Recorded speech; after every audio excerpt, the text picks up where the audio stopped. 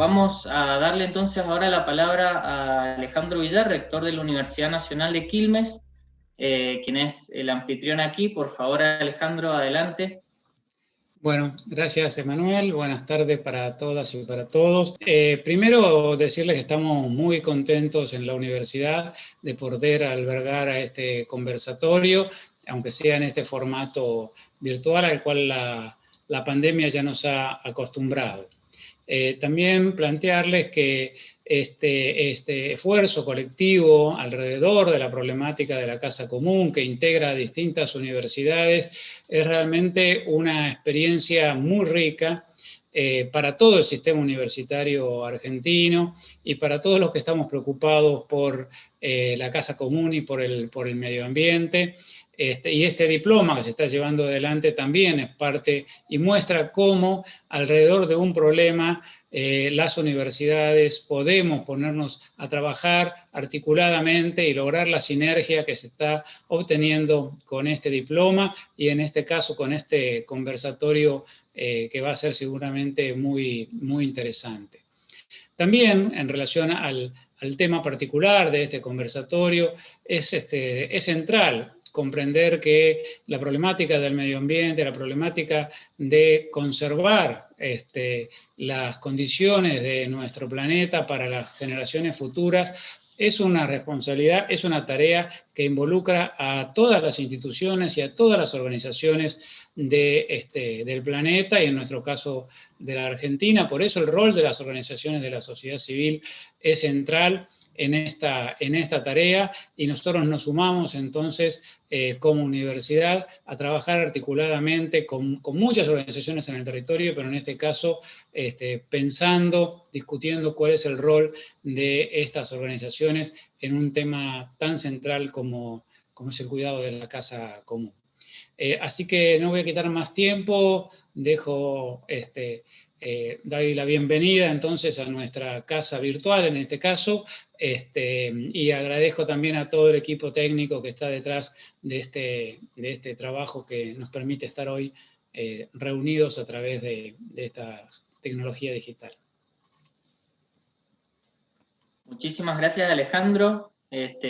Y bueno, ahora vamos a darle la palabra al licenciado Francisco Piñón. Él es el secretario ejecutivo de la Red Universitaria para el Cuidado de la Casa Común, que hace muy poquito sigue sumando universidades. Así que bueno, adelante, Francisco. Gracias, Emanuel.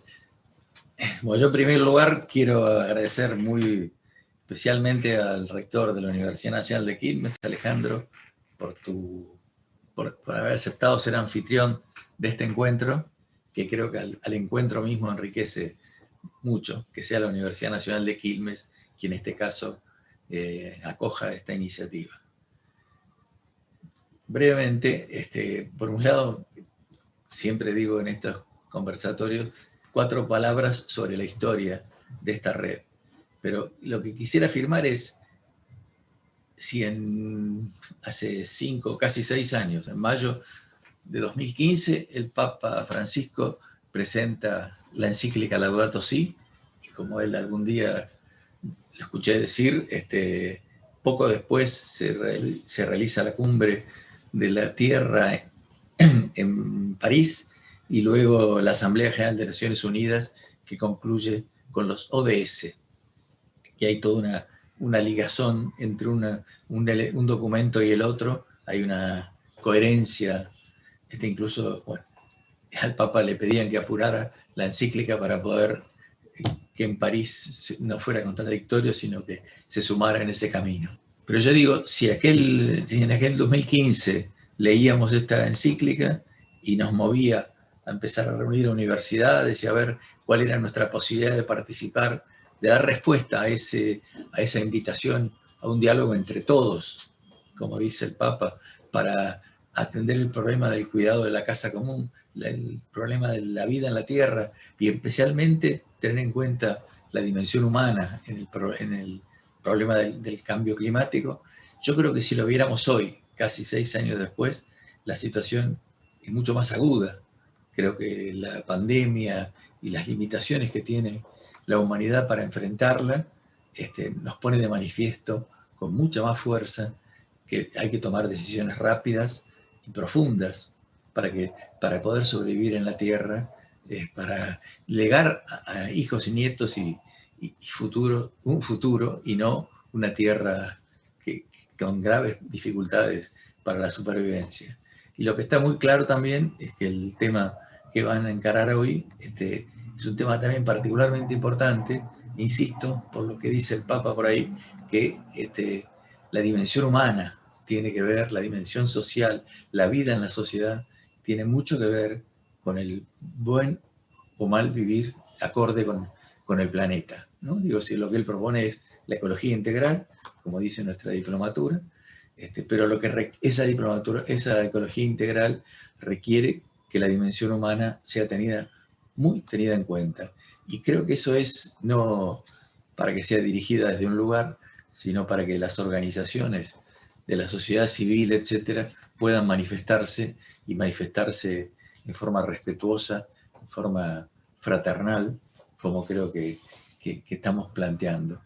Digo, gracias, rector, gracias a todo el equipo, gracias a Adrián y a Manuel y a todo el equipo que vienen trabajando, y la diplomatura, que va a cumplir su primer ciclo hacia mediados de año, seguramente le vamos a replicar para que nuevamente gente de todos lados, no solo de la Argentina, no solo de los 7 países que en este momento integran la red, sino, en fin, en principio en lengua española podamos seguir incorporando gente de los más diversos lugares.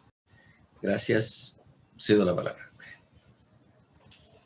Bueno, muchísimas gracias, Francisco. Efectivamente, bueno, este conversatorio justamente lo hemos organizado en el marco del final, del último tramo de la diplomatura, que estamos trabajando el módulo de gobernanza, y dentro de ello entra, por supuesto, lo que son las organizaciones de la sociedad civil.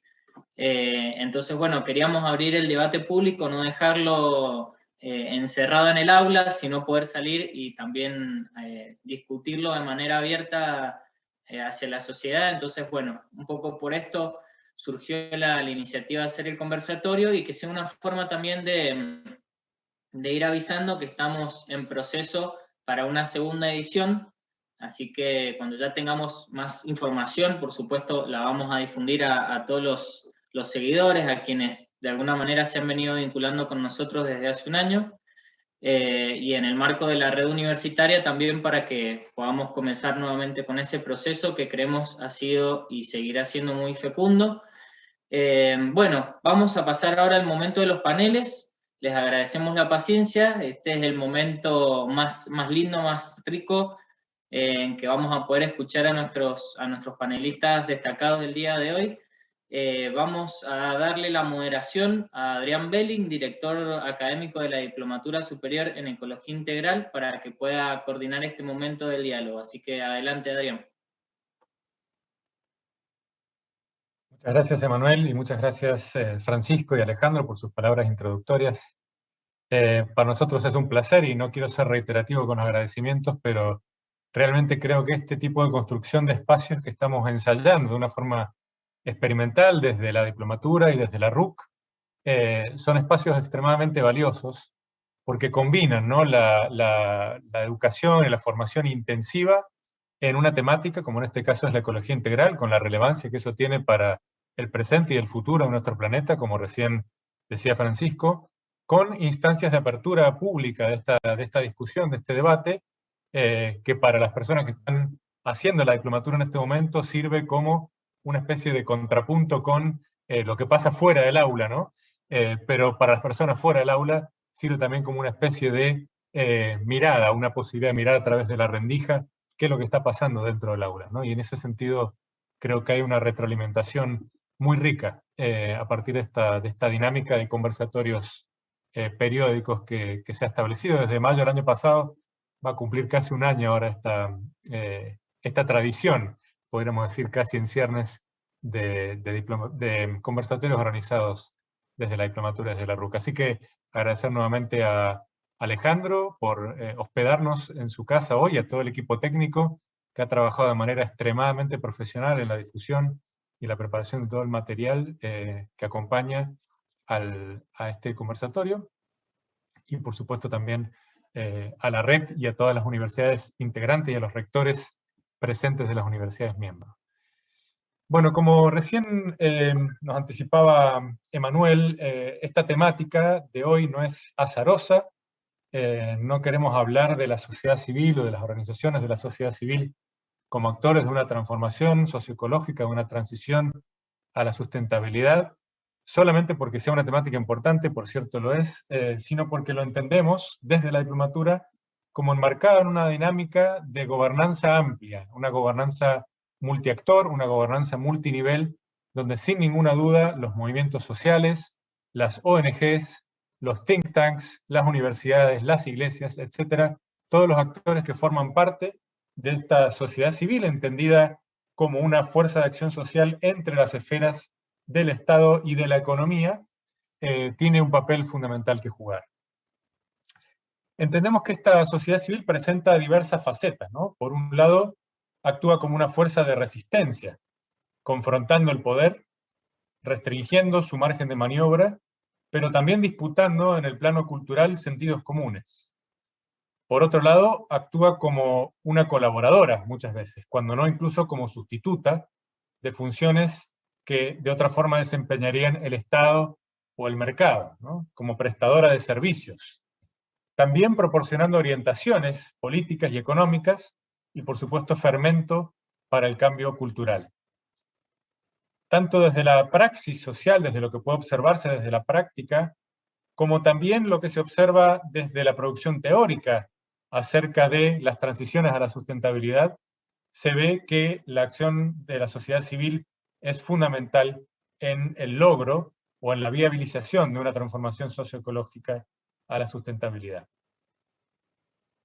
Sea mediante la acción civil de protesta, mediante la articulación de actores en terreno, o más allá de las fronteras territoriales, en redes virtuales o en redes transterritoriales, sea mediante la movilización estratégica de recursos, la organización de la actividad de los movimientos sociales o de poblaciones completas, como las llama Raúl Siveki, sociedades en movimiento, sea iluminando aspectos velados de la realidad o haciendo uso de herramientas jurídico-institucionales para promover transformaciones en las estructuras sociales, sea mediante la actividad académica de investigación y de enseñanza, sea disputando discursos alternativos en la sociedad civil organizada aparece promisoria, como decíamos, como un actor histórico de cambio para esta transición.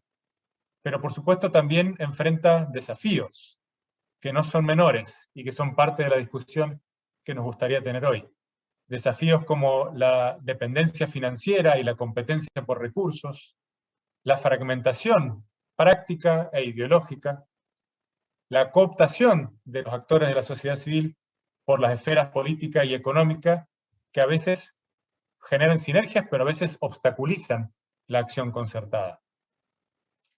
Para ensayar una reflexión colectiva en torno a estas cuestiones y aproximarnos a un mejor entendimiento de cuál es el potencial y cuáles las limitaciones de la sociedad civil como actor de transformación, tenemos hoy el privilegio de contar con un panel que es verdaderamente un lujo, integrado por referentes de un espectro amplio y variado de organizaciones de la sociedad civil, desde organizaciones internacionales hasta organizaciones ancladas en un territorio específico, desde organizaciones con décadas de trayectoria hasta otras de más reciente creación, organizaciones pequeñas y organizaciones más grandes, organizaciones con foco en la dimensión ambiental o en la social, organizaciones que buscan articular en la interfaz con el Estado y sus políticas públicas, o organizaciones que apoyan procesos autoorganizativos a nivel comunitario, unas más enfocadas en estrategias económicas, otras en estrategias jurídicas y otras en lógicas de advocacy o de investigación y enseñanza. En común, todas tienen un entendimiento de lo social y lo ambiental como dos caras de una misma moneda, que es una crisis interconectada que requiere un abordaje integral, como recién nos recordaba Francisco Piñón. Tengo entonces el placer de presentar brevemente a continuación a los 5 panelistas que nos acompañan hoy en esta reflexión dialogada. Voy en orden alfabético y empiezo por Pablo Bertinat. Pablo es ingeniero electricista y magíster en sistemas ambientales humanos, miembro de la organización Taller Ecologista y director del Observatorio de Energía y Sustentabilidad de la Universidad Tecnológica Nacional. Trabaja en temas asociados a la transición energética en el marco de procesos de transformación social y ecológica más amplios. Es colaborador también en diversas redes sociales y movimientos. En segundo lugar, tengo el agrado de presentar a Carlos Lozano Acosta. Carlos es abogado, máster en Derecho Ambiental y de Recursos Naturales, abogado senior del programa de agua dulce de la Asociación Interamericana para la Defensa del Ambiente, AIDA, y se comunica hoy con nosotros desde Bogotá, Colombia. Es consultor e investigador en temas de derecho público en ONGs, agencias de cooperación y para organismos públicos, tanto en Colombia como a nivel internacional. En tercer lugar nos acompaña Alberto Molina. Alberto es politólogo, docente de la Universidad Nacional de Cuyo, ha publicado libros y ha trabajado activamente desde la academia, en organismos públicos y a través de la sociedad civil en procesos de ordenamiento territorial de Mendoza, Argentina, e instancias regionales y nacionales. Actualmente se desempeña como asesor en la Honorable Cámara de Diputados de la Nación. Sus áreas de trabajo son el ordenamiento territorial, las políticas públicas y la ecología de integral. Además, Alberto es presidente del Centro de Estudios y Desarrollo de Políticas Públicas Integrar, que además es organización aliada de nuestra Diplomatura Superior en Ecología Integral. Bienvenido, Alberto. En cuarto lugar, tengo el agrado de presentar a Rodolfo Pastore. Rodolfo es economista, especializado en docencia, investigación y extensión en economía social y desarrollo socioeconómico territorial. Es director del Departamento de Economía y Administración de nuestra universidad anfitriona hoy, la Universidad Nacional de Quilmes, y director del programa CREES, Construcción de Redes Empresariales en Economía Social, de la propia Universidad Nacional de Quilmes. Bienvenido, Rodolfo. Y por último, Tatiana Roa Avendaño, que nos ha acompañado previamente también desde Colombia en otro de nuestros eventos el año pasado. Tatiana es ambientalista y es jardinera. Es miembro de la organización Sensat Agua Viva, que es Amigos de la Tierra en Colombia. Es ingeniera en petróleo y magíster en estudios latinoamericanos y candidata doctoral del CETLA, el Centro de Investigación y Documentación Latinoamericana de la Universidad de Ámsterdam.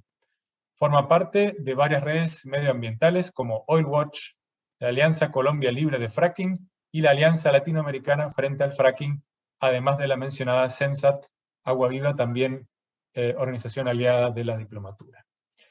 Les doy una muy cálida bienvenida a los 5 y a las 5, y realmente estamos muy ávidos de compartir con ustedes las reflexiones en torno a estos temas tan diversos, pero al mismo tiempo tan interconectados, que nos convocan alrededor de esta pregunta por el rol de la sociedad civil en la transformación socioecológica. El concepto de la transformación implica de por sí una idea de cambio profundo, ¿verdad? Una idea de cambio integral, sistémico, de la realidad social y ecológicamente insustentable en la que vivimos hoy. Por lo tanto, el objetivo de nuestro conversatorio va más allá de exponer el trabajo de las organizaciones que ustedes están representando hoy aquí, sino entrar en un diálogo reflexivo, como decíamos, acerca de nuestro rol, del rol de cada una de sus organizaciones, pero también del rol de nosotros en general, como actores de la sociedad civil, en la producción activa de esta transformación. En ese sentido, me gustaría invitarles a entrar en una dinámica de diálogo, donde podemos irnos turnando.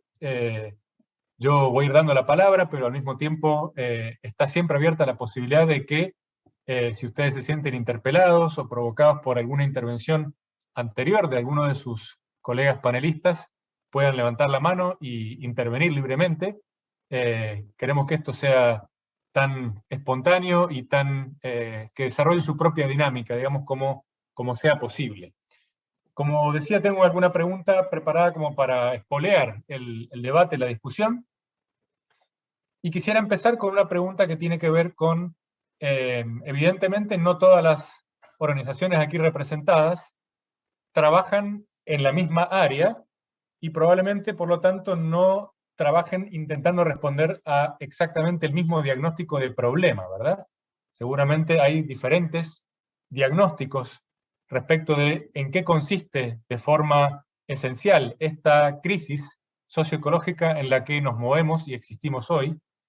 Y entonces mi primera pregunta, como para conocernos un poco entre quienes estamos hoy aquí debatiendo, mi primera pregunta sería, ¿cuál es el diagnóstico puntual, el problema fundamental al que cada una de las organizaciones aquí representadas busca responder? No sé quién le gustaría tomar la palabra para iniciar esta ronda de debate. Si no hay ningún voluntario, puedo invitar yo a alguien a tomar la palabra y después continuamos. Tatiana, te veo sonreír. Quizás tú quieras tomar la palabra primero. No. O Carlos, veo que habías desactivado el micrófono ya. Yo creo que no es una pregunta fácil, pero me atrevería a contestar que la crisis climática.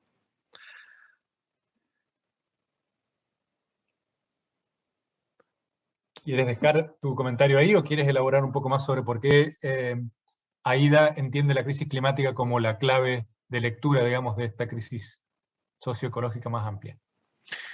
Pues en realidad es un tema de prioridades, no es porque no consideremos que hay otras formas de entender el problema u otros problemas que no sean importantes, sino que por el hecho de que somos una organización pequeña y con recursos limitados, por razones de capacidad resolvimos que necesitábamos enfocarnos en un problema que tuviéramos la capacidad de impactar, en una región que tuviéramos la posibilidad de abordar. De manera que nosotros trabajamos pues con otros enfoques transversales que estaría contentos de compartirles, pero en general buscamos abordar o combatir el problema de la crisis climática en América Latina con otros enfoques que acompañan este trabajo como defensores o personas defensoras del ambiente, transición energética, ecosistemas críticos y energías limpias, entre otros. Gracias, Carlos, por esta primera impronta de tu trabajo y el trabajo de AIDA. La crisis climática sabemos que es una crisis global y es una crisis que afecta a todos y de la cual de alguna forma todos nos vemos obligados a dar algún tipo de respuesta. Sin embargo, es un tema que en América Latina solo recientemente está recibiendo mayor atención. Tradicionalmente, tanto en la agenda política como en el sentido común cultural, ha habido otros temas más urgentes y más quemantes. No sé cómo lo ven algunas de las otras organizaciones aquí representadas. No sé, Alberto, te veo a sentir quizás, o Rodolfo. Sí, no, antes que nada, gracias por la invitación a participar, es un gusto estar aquí. Y un poco en nuestro caso, que trabajamos desde la universidad, en mi caso de la Universidad de Quilmes, de la Universidad Pública, en temáticas vinculadas a economía social, solidaria, popular, voy a comentar lo que me parece que es el problema fundamental, digamos, por el cual dan la cuenta la ampliación de este campo socioeconómico, de estas economías transformadoras también se suelen denominar, y que tienen que ver como diagnóstico de fondo con el tipo de modelo de desarrollo del capitalismo globalizado contemporáneo, ¿no? Ese es el núcleo, digamos, determinante de una serie de problemáticas sociales, ambientales, territoriales, etcétera, por el carácter excluyente, desigual, neoextractivista, financiarizado y captador de subjetividades para una acumulación del capital a escala global que tiende a producir todos esos procesos y que se enfrenta además con un poder fáctico de capacidad global que sumado a otros poderes fácticos generan problemas, y particularmente en los países periféricos, ¿no? Entonces estas economías, las economías populares, las economías sociales, los movimientos sociales vinculados a estas economías, etcétera, buscan de alguna forma enfrentar esas situaciones que generan a través de la exclusión social, de los problemas ambientales en los territorios, que en general son socioambientales, ¿no? De los desplazamientos territoriales, etc. Y mucho de eso vinculado justamente a estos procesos extractivistas, la megaminería, el agronegocios en forma desreguladas, con la apropiación territorial que eso implica, los negocios inmobiliarios, el fracking, por ejemplo, etc., ¿no? Y entonces las disputas son territoriales e implican organización colectiva, tanto para reclamar derechos y para defender esos derechos, pero también implican organización colectiva, organización social para construir economía, para construir otras formas de organizar lo económico, ¿no? Que tenga como eje central la sostenibilidad de la vida y los derechos, digamos, ¿no? Y si uno recorre todas las formas organizativas plurales, diversas que hay, y en un campo en plena construcción, en América Latina y en el mundo, digamos, y al cual el Papa particularmente le da mucha atención en ese sentido a los movimientos populares y toda esta búsqueda de las 3T, ¿no es cierto?, de los movimientos populares, de techo, tierra y trabajo, bueno, tienen que ver con estas cuestiones, y estas economías, por ejemplo, hoy se reconocen, está en proceso, está en construcción el Foro Social Mundial de Economías Transformadoras, que es un espacio mundial de agrupamiento de distintos colectivos, distintas convergencias, y en eso es parte la economía ecológica, la economía feminista, la economía social, etcétera, ¿no? Entonces, un poco decir eso, y las universidades públicas, y las otras universidades también no públicas, pero aportando a la co-construcción de conocimientos en forma orgánica esos procesos, ¿no? Por ejemplo, con la red universitaria de economía social y solidaria que tenemos en Argentina, que somos equipos de más de 30 universidades, o con la RITEP, la red de intercambio técnico de la economía popular, con la economía popular, de la cual distintas universidades somos parte del comité organizativo, en particular la Universidad de 3 de Febrero, la Universidad de Córdoba, la Universidad de San Martín, y también la Universidad de Quilmes, ¿no? Muchísimas gracias, Rodolfo. Interesante cómo desde otro enfoque, ¿no? Abordando el problema de la monodimensionalidad, digamos así, o la unidimensionalidad de la dinámica económica capitalista, se plantea la posibilidad de abordar el tema del cambio climático casi desde otro frente, ¿no? Transformando el modelo económico y entendiendo, si te comprendí bien, el cambio climático prácticamente como un epifenómeno de una forma de organizar la economía que no es sustentable.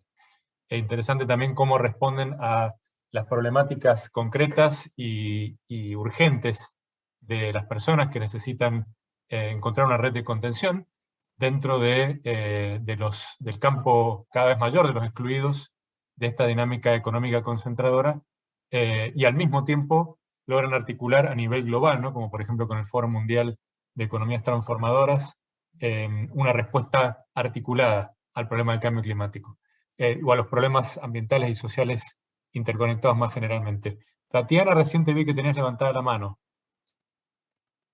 Se había levantado así, pero no importa, sigamos.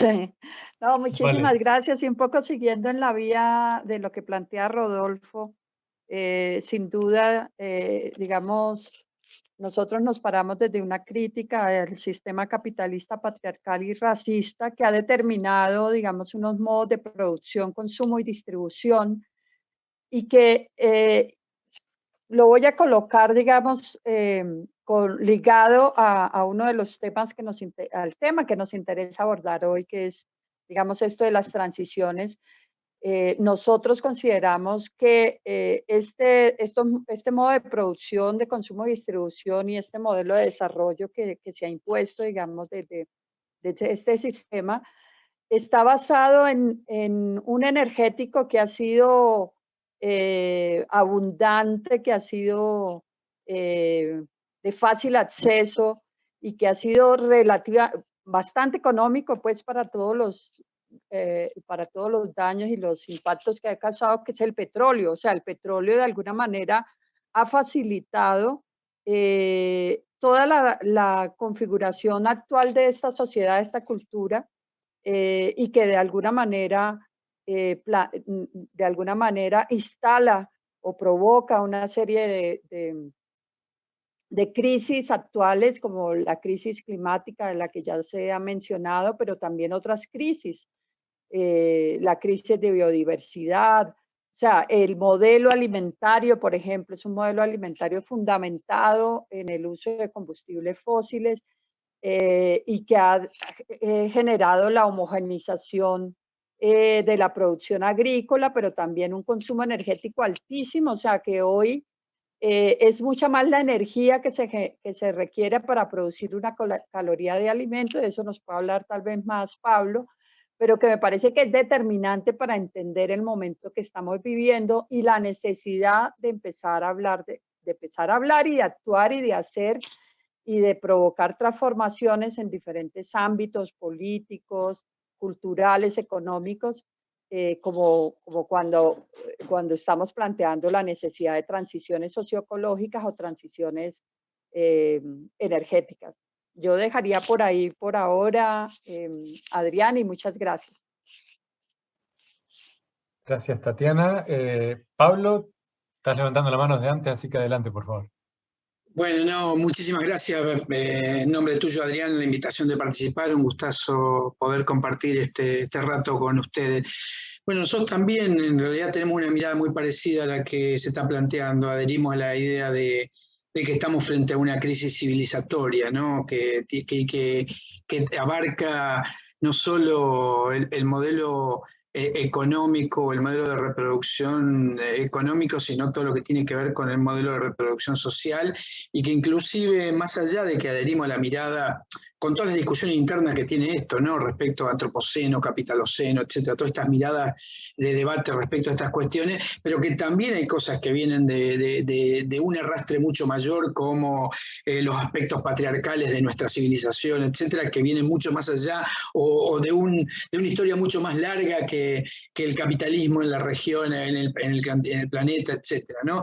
Pero adherimos a esta mirada de crisis civilizatoria, de crisis integral, y esto implica, o esto tal vez a lo que nos lleva es a pensar respecto a dos o tres cuestiones. Primero, si vamos a pensar en transiciones, la necesidad de tener un diagnóstico ajustado, qué es lo que queremos cambiar, qué es lo que no nos gusta, qué es lo que nos parece que no funciona. Y esto no siempre tenemos acuerdos entre todas las organizaciones que trabajamos respecto al diagnóstico de detalle de lo que realmente de lo que queremos cambiar. Y hablar de transiciones no es solo pensar, me parece, en el diagnóstico de lo que queremos cambiar, sino de cómo queremos cambiarlo. O sea, qué metodología, qué procesos, digamos, qué trayectos quisiéramos hacer desde ese diagnóstico que estamos haciendo hasta una situación deseada que también debiéramos acordar, ¿no? Porque el futuro nos impone límites, nos impone límites en un marco de desigualdades, ¿no? Básicamente límites físicos, planetarios, como el cambio climático, como la finitud de los recursos, etcétera, en un contexto de fuertes desigualdades. Entonces, acordar, me parece, por un lado, el diagnóstico integral de esta crisis civilizatoria, los diferentes aspectos, acordar el lugar de destino, hacia dónde queremos ir, y pensar que esas transiciones deben tener procesos acordes a los objetivos que nos planteamos y a la mirada que tenemos de la realidad respecto a ese diagnóstico. Digo, por eso, qué sé yo, a ver, hay cosas que están en discusión en muchos de los movimientos sociales también. ¿Es gobernanza o es soberanía? ¿Qué diferencia vemos entre los movimientos respecto a nosotros? Por ejemplo, nos gusta mucho más hablar de soberanía como construcción de un espacio, etcétera, que de gobernanza de recursos naturales o del clima, etcétera, por ejemplo. Bueno, ahí hay una cantidad de cuestiones que nos da la impresión que hacen también a cómo pensamos ese proceso de transformaciones, de transiciones, desde este lugar que vemos hacia el lugar donde quisiéramos ir, en este contexto creo claramente de límites y desigualdades, que debe ser tenido en cuenta claramente. Con todo lo enorme que es el desafío del cambio climático, cuando uno lo pone frente a frente el desafío de una transición civilizatoria, de repente parece limitado y abordable. Sería interesante continuar con la ronda, con la respuesta de Carlos a esto, pero antes vamos a darle la palabra a Alberto, Alberto, te planteo la pregunta que venimos conversando, pero al mismo tiempo creo que lo que presentaba recién Pablo nos abre también ya a la siguiente pregunta, que es esto de la trayectoria, ¿no? El cómo. Cómo visualizamos un horizonte común y cómo nos dirigimos de alguna forma concertadamente hacia él, ¿no? Esa concertación puede no ser explícita, puede ser simplemente una articulación por emergencia, ¿no? Puede ser una articulación que surge de forma espontánea. Pero de alguna forma tenemos que lograr caminar hacia ese objetivo. ¿Cómo lo ves, Alberto, y cómo lo ven desde Integrar? Bueno, en primera instancia, muchas gracias a Adrián y a todos los amigos y amigas que están aquí. Ahí lo veo a Francisco, a Silvina, a Manuel, bueno, a todos y todas. Bueno, desde nuestra institución, creada en el 2015, que no casualmente se llama Integrar, estuvo inspirada en ese recuerdo del 2015 que nos hacía Francisco con la encíclica Laudato Si, y nuevamente ese concepto de ecología integral puesto sobre el tapete allá a nivel global y con la repercusión que tiene la palabra del mayor líder global, que es Francisco. Tomamos este concepto y lo tomamos, nuestra expertise, nuestro recorte de la realidad y nuestro aporte es desde las políticas públicas. Tenemos 4 áreas grandes de trabajo, que es economía, trabajo y producción, por un lado, después democracia y derechos humanos, luego ambiente, cambio climático y ordenamiento territorial, y luego el acompañamiento migrante. Son las 4 áreas donde planteamos incidencia, donde planteamos acción, donde generamos pensamiento y desarrollo académico. Muchos de nosotros, hombres y mujeres que venimos de experiencia en el ámbito de la sociedad civil, también en la experiencia académica como docentes y también en la experiencia de gobierno. En primera instancia, uno de los mayores desafíos en nuestro recorte, en nuestra pertinencia, consideramos que es un nuevo paradigma de las políticas públicas. Necesitamos un nuevo paradigma, construir, dejar por ahí el mainstream que ha estado tan fuerte de políticas públicas más clásicas, más eurocéntricas, y pensar unas nuevas políticas construidas desde América Latina, que puede ser una lección aprendida también para el mundo, pensar políticas públicas, y nos vamos a animar, aún viniendo de la academia, a decir políticas públicas más sentipensantes. No podemos hacer accountability, no podemos generar procesos de control y evaluación, si no pensamos una cercanía tanto en la fase del diseño, en la fase de la ejecución, en la fase de la evaluación, de todo lo que es el diseño de la política pública. Política pública que también nos inserta en la discusión del concepto, y ahí también con Pablo coincido en este concepto de gobernanza, digamos. Yo ahí tengo el defecto de ser profesor de Estado, Sociedad y Política en la universidad, entonces bueno, venimos con todo el bagaje desde la ciencia política norteamericana, alemana, con todo lo que son las diferentes escuelas, tanto de gobernanza como de la red de políticas públicas, con todos los teóricos que tenemos. Pero me parece que junto con gobernanza, por ahí a nosotros nos gusta hablar de buen gobierno, porque aquí también es desde donde nos paramos las OSC, las organizaciones de la sociedad civil. Y acá hemos ido superando el concepto. Antes eran ONGs, organizaciones no gubernamentales, nos definía la negatividad. Ahora lo que nos define es ser actores de una sociedad civil que construye sentido. Me gustó mucho la introducción que hiciste, Adrián, y ya para cerrar, digo, no solamente generamos resistencia y la construcción de un nuevo sentido común, muchas veces lo reproducimos. Entonces por allí también, y tomando lo de Tatiana, es importante ver desde dónde nos paramos al momento como sociedad civil. No necesariamente representamos muchas veces ese sector intermedio entre el mercado y el Estado. Aquí también en Argentina podemos tener conceptos como, no solamente somos las organizaciones libres del pueblo, que nos insertamos entre el Estado y el mercado, sino que muchas veces somos reproductoras de un sistema dominante, las organizaciones de la sociedad civil. Muchas de ellas son simples titulares de intereses supranacionales e intereses que están en contra de esta transición, o por lo menos seguir perpetuando modos de producción y reproducción de la vida y de la desigualdad tal como están ahora. Entonces me parece, nosotros tenemos esta pertinencia, o pretendemos tenerla. Concretamente, y para finalizar, avanzando a la segunda pregunta que vos decías, Adrián, nos cuesta, es complejo. Nosotros pretendemos hacerla a partir de algunas líneas de acción que hemos construido concretamente. En el año 2016 construimos, y ahí lo veo al rector de la Universidad de Congreso, y en su momento era Francisco, construimos una diplomatura sobre ecología integral y los objetivos de desarrollo sostenible. Ahí nos gusta abrazar la idea de que hemos sido un pequeño antecedente en lo que es esta gran diplomatura de ecología integral que te toca dirigir, Adrián. Y eso fue un antecedente porque lo construimos de una manera diferente, plural, sentipensante, y bueno, y nos animamos, nos atrevimos a eso. Hoy también estamos ejerciendo formación en políticas públicas a municipios en la provincia de Mendoza, y también estamos generando trayectos educativos, trayectos de incidencia, el programa Acompañamiento Migrante. Estamos, para los que no conocen Mendoza, estamos en una provincia de frontera, en una provincia del corredor bioceánico de Sudamérica, y tenemos una grave situación como la que denuncia también Francisco con respecto a la población migrante. Bueno, desde nuestra labor como organización de la sociedad civil estamos aportando fuertemente allí en la asistencia concreta y en la elaboración de diagnósticos, y estando juntos, digamos, en esto de que la realidad es superior a la idea. Me parece que en esto como organización de la sociedad civil tenemos ese desafío. Así que bueno, ese es simplemente el aporte, Adrián.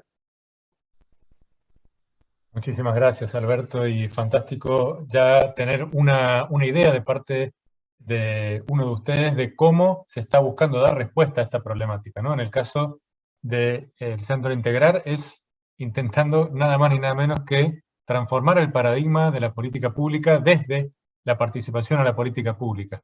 Esto me permite avanzar también otra pregunta para que vayamos metiendo en el cóctel y vayamos comentando, que tiene que ver con cómo es la relación de la organización que ustedes están representando aquí hoy vis-a-vis o respecto del Estado y respecto del mercado, ¿no? Se posicionan de forma más confrontacional, se posicionan de forma más colaborativa, se posicionan de forma completamente distanciada o de manera muy cercana.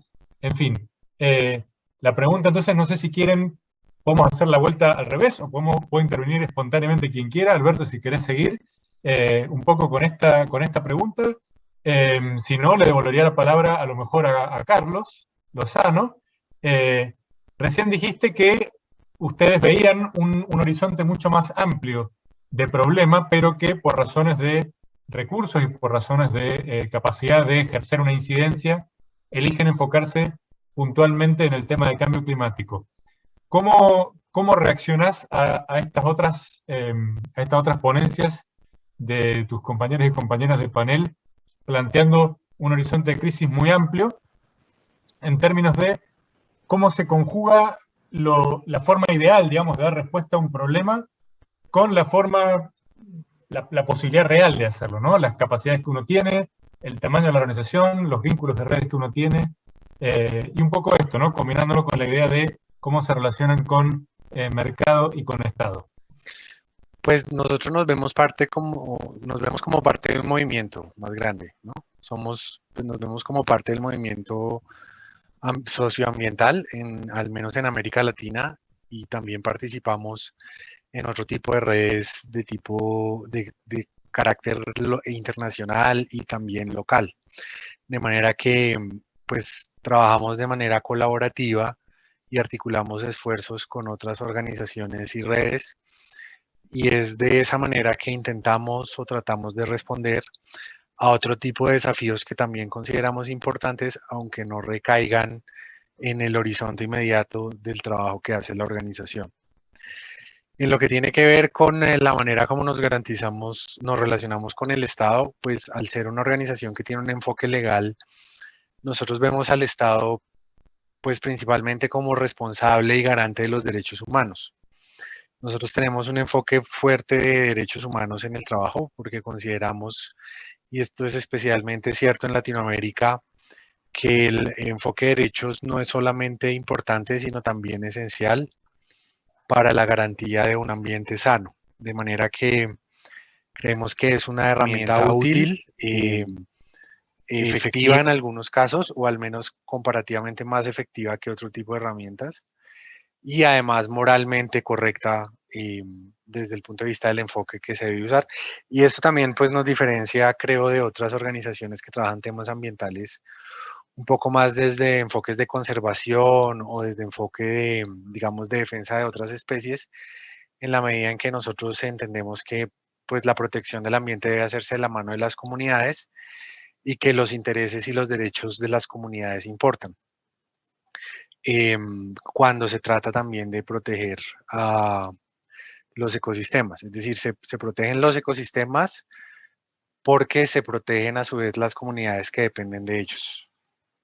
Y es una comprensión conjunta de la reciprocidad y de la codependencia que hay entre ambas esferas, y es así entonces que uno entiende que hay sistemas socioambientales en los cuales tanto la base natural, pero sobre todo las comunidades morales, es decir, las personas individualmente consideradas como parte de las comunidades, importan y tienen agencia moral y política.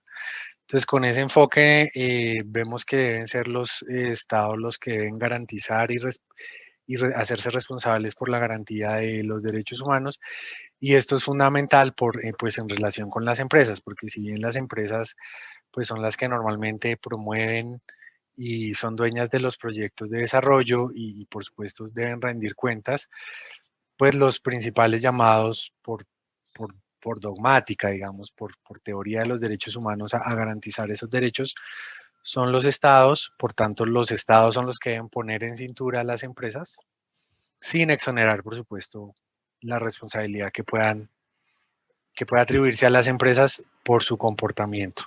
De manera que tenemos una interacción muy frecuente con los estados, por medio del litigio, por medio de la incidencia, por medio de la exigencia de rendición de cuentas, en la medida en que creemos que son los estados quienes deben garantizar los derechos humanos y respetarlos también, por supuesto, y porque creemos que la vigencia de los derechos humanos es un presupuesto para que haya pues justicia ambiental en últimas. Gracias, Carlos. Pablo está levantando la mano y Rodolfo tiene su micrófono desactivado. ¿Vamos en ese orden, Pablo y Rodolfo? De acuerdo, Adelante, gracias. Sí, a ver, nosotros, sin hacer historia, pero el taller ecologista tiene 35, 36 años ya este año. Empezó siendo un grupo de estudio que ante la posibilidad de instalación de una central nuclear en la provincia de Santa Fe en el año 85, se transformó en una organización para tratar de impedir que esa central nuclear se instale en la provincia de Santa Fe, y eso constituyó la organización como tal, digamos, lo constituyó una actividad de resistencia pública, explícita y de disputa para lograr que algo no ocurriera, como era una instalación de una central nuclear en la provincia. Y de ahí en más, te diría, hay un recorrido en donde la resistencia es siempre parte de nuestro trabajo. Hemos sido parte básicamente del trabajo en redes en toda América Latina, en luchas contra las grandes represas, contra una cantidad de cuestiones que creíamos afectaban la sociedad en su conjunto, y en donde la esencia de nuestro trabajo en particular como organización siempre es el trabajo en redes, con muchas otras organizaciones de diferentes lugares, no solo de nuestra ciudad, de nuestra provincia, de nuestro país, sino de nuestro continente. El trabajo central, si hay algo que distingue por ahí el trabajo de las organizaciones con las cuales trabajamos, es que todas tienen una vocación de trabajo en redes, y en donde tal vez el objetivo central el objetivo de nuestro trabajo es el sector público, son los estados, son los gobiernos, es la intención de cambiar la orientación de las políticas públicas en nuestra ciudad, en nuestro pueblo, en nuestra provincia, en nuestro país, en la región. Nuestra política es de incidencia hacia esos sectores. En muchos casos y me adelanto por ahí a otras preguntas que había, Adrián, o sea, nosotros en particular somos autores de la primera ordenanza solar en la ciudad de Rosario, que creo que es la primera ordenanza solar en el país, de ordenanza de basura cero hace más de 10 años en Rosario también, que fue anterior, inclusive a la de Buenos Aires, creo. Digo, bueno, trabajamos para generar legislación, normativa, ordenamiento público de algunas cuestiones, pero eso tiene que ver con una lucha vinculado a también trabajar sobre la construcción de poder político para poder impulsar esos cambios, claramente. O sea, no nos sentamos, no escribimos un proyecto de ley y nos sentamos a esperar, sino que ponemos el cuerpo o intentamos poner el cuerpo para que eso ocurra, articulando y moviéndonos dentro de redes, dentro de nuestras mismas ciudades para eso. Esa es por lo menos la orientación o cómo vemos el trabajo nuestro en el lugar donde estamos. En muchos casos, los gobiernos nos ven con recelo, nos ven con mucha actitud de defensa respecto a en qué se embarcan cuando se embarcan en cuestiones que planteamos. Esto es una gran dificultad. En muchos casos esto produce retrocesos, dificultades, etcétera, ya que en la mayoría de los casos los gobiernos ven a las organizaciones civiles en muchos casos como amenazas porque les complican la vida, les complican la gestión. Ya no todo es tan simple en muchos casos, aparecen complicaciones porque empezás a vincular cuestiones respecto a producción, consumo, etcétera, etcétera, contaminaciones, y una cantidad de cuestiones que en definitiva ven o intentan plantear la complejidad de la gestión política de estas cuestiones. Y en muchos casos las gestiones de gobierno buscan sencillez y no complejidad. Y en este caso, tal vez una de las mayores dificultades es la visión simplista de los gobiernos para poder avanzar en la resolución de problemáticas que tienen que ver con cuestiones socioambientales que son cuestiones del orden de la complejidad claramente y que necesitan de un abordaje desde esa visión. O sea, desde esa mirada yo creo que claramente si los gobiernos y los estados vieran o pudieran interpretar que en gran parte las organizaciones de la sociedad civil pueden ser un apoyo, un aliado para poder producir estos cambios, yo creo que sería un gran avance en ese sentido. En la mayoría de los casos, por lo menos nuestras experiencias con los gobiernos locales, es siempre contradictoria, con amor y odio, digamos, pero más allá de eso, con mucho recelo a la hora de poder sentarse inclusive a acordar o no acordar determinadas líneas de política pública para cada una de nuestras sociedades. Esto lo digo desde una experiencia muy de lo local. Nosotros, nuestra organización es una organización eminentemente local, que trabaja ordenanzas, políticas públicas de residuos, de tóxicos, de calidad de aire, de energía a nivel local y en donde tenemos gobiernos progresistas o ampliamente progresistas y reconocidos en este sentido como progresista en la visión respecto a la cuestión socioambiental. Pero bueno, nada, yo dejaría ahí por ahora. Muchísimas gracias, Pablo. Tanto de tu intervención como de la anterior de Carlos, se desprende que realmente la relación entre ustedes como organizaciones de la sociedad civil, como las denominaba recién con mucho acierto Alberto, por contraposición a la definición negativa de ONGs, hay una relación tensa, ¿no?, con el Estado. Por un lado se intenta vehiculizar, aprovechar el instrumentario jurídico, el instrumentario legal, la capacidad de ordenamiento, de regulación del Estado para implementar medidas o intervenciones que sean capaces de corregir, digamos, la trayectoria social y ecológicamente desviada, pero por otro lado existe esta resistencia, existe esta contraposición. Yo agregaría además, Rodolfo, y esto ahí te paso la pelota,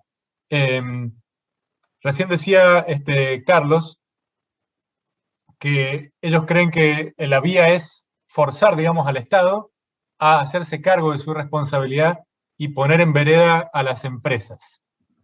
Esto es posible, digamos, si miramos conceptos como los de postdemocracia, ¿no?, de Colin Crouch, Sheldon Bolin, Claudia Rizzi y otra gente, esta gente diría eso no es posible porque el Estado ya no tiene el poder de poner en vereda a las empresas.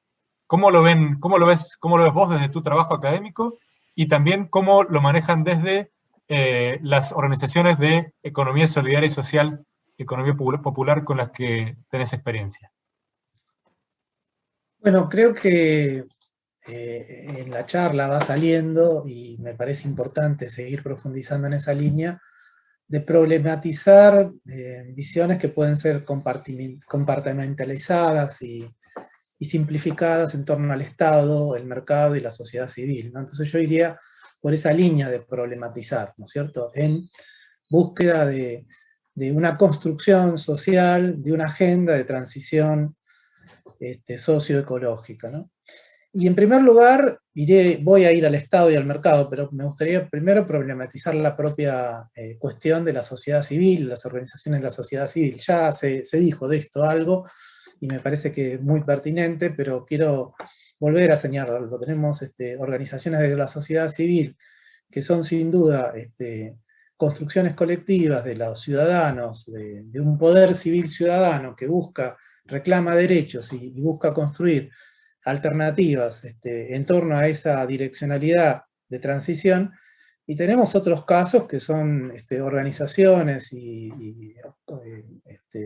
entidades de la sociedad civil que son una mascarada, cuando no directamente la punta de lanza del proyecto dominante, ¿no?, de los poderes dominantes y a nivel mundial. Entonces, una primera problematización es eso, porque no es un ámbito uniforme, porque esa idea de el poder político del Estado como adverso a los cambios, del poder económico de mercado, como un poder que es para discutir también el ámbito de mercado, de que voy a ir, y como una sociedad civil que sería el lugar, el ámbito por excelencia, idílico para la transformación social. Bueno, es discutible, y estamos viviendo en América Latina un proceso muy contradictorio en ese sentido, ¿no? Entonces tenemos muchas organizaciones de la sociedad civil de lucha, de respuesta, organización colectiva, efectivas, genuinas, y tenemos otras cosas también, mucho más complejas, mucho más difíciles, y como digo, cuando no una mascarada o directamente el brazo del poder mundial, ¿no?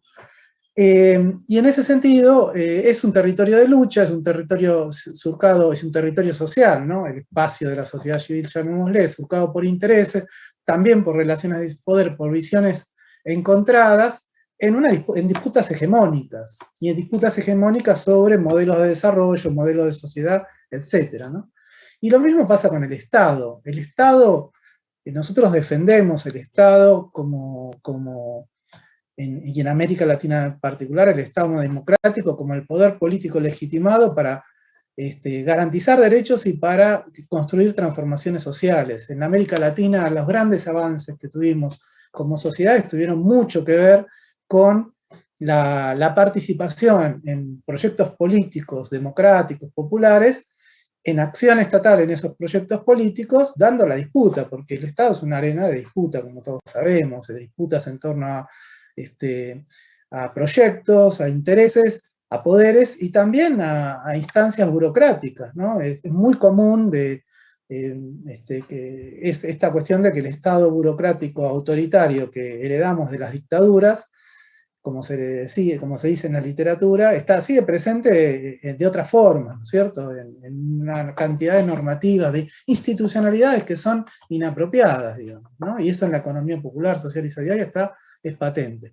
Pero sin duda, el Estado democrático es el que tiene que impulsar el interés común y garantizar derechos, en particular derechos económicos, sociales y culturales, como son los derechos en que la economía social actúa, que tiene que ver con el trabajo, con la educación, con la salud, con el ambiente, con el hábitat, con las diversidades, etc., ¿no? Y en ese sentido, bueno, hay mayor afinidad o menor afinidad, y a veces contradicción, con ciertos proyectos políticos que ocupan el Estado, y particularmente cuando son regímenes neoliberales o neofascistas, como que se le quiera llamar hoy en día, pero que tienen esas connotaciones, y que en ese sentido, bueno, implica ámbito de punta con los gobiernos. Y eso me abre una pregunta, porque las universidades públicas somos Estado, pero yo digo, para hacer un poco una chanza, ¿no? Pero digo, somos Estado no gubernamental, digo, ¿no? Por la autonomía, ¿no? Para jugar un poco con esta idea de las organizaciones no gubernamentales como si fueran lo bueno y el Estado como si fuera lo malo, ¿no? Bueno, y en ese sentido, bueno, el camino de las universidades públicas, también por garantizar derecho, en primer lugar el derecho a la educación superior universitaria, como derecho, también en acompañar los procesos de transformación social, y en acompañar esos procesos de transformación social y de democratización, y en particular en una agenda, como decía, de transición socioecológica, en nuestro caso acompañar a lo que podríamos decir el sector social de la economía, y con eso voy al tercer punto que quería decir, la problematización de la noción de mercado. O sea, la noción de mercado como si hubiera solamente un tipo de mercado, un tipo de economía, es totalmente falsa, es totalmente inapropiada. No solamente vivimos en economías mixtas, y es clave eso, donde el Estado es un actor importante en lo económico, no solamente en la fiscalización, en la regulación, en las políticas públicas, sino también como actor económico que provee y produce, por ejemplo, educación, ¿no? Sino ¿qué